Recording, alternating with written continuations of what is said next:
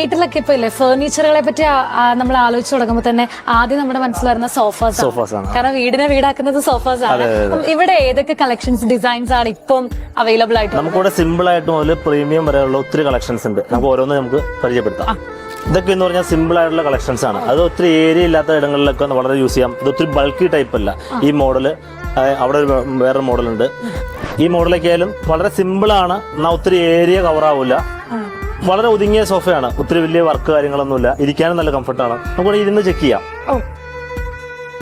ഇരിക്കാനൊക്കെ ആയാലും നല്ല കംഫർട്ട് അല്ലേ? നല്ല കംഫർട്ടായാലും സിമ്പിൾ ആണ്. ഏതൊക്കെ മെറ്റീരിയൽസ് ആണ് ഇവിടെ കോൺസെപ്റ്റ്? നമുക്ക് ഏത് വുഡിൽ വേണമെങ്കിൽ ചെയ്യാം. ഇതൊരു ഫോറസ്റ്റ് വുഡ് ആണ്. നമുക്ക് ടീക്ക് വുഡിലാണെങ്കിലും ചെയ്യാം. ഏത് വുഡിൽ വേണമെങ്കിൽ നമുക്ക് ചെയ്യാം. കൂടുതൽ ആൾക്കാരും പ്രിഫർ ചെയ്യാറുള്ളത് ഏതായിരിക്കും? കൂടുതലും പലർക്കും പല രീതിയാണ്. ഇരിക്കാനുള്ള കംഫർട്ട് എങ്ങനെയാണോ അതാണ് കൂടുതൽ നോക്കുന്നത്.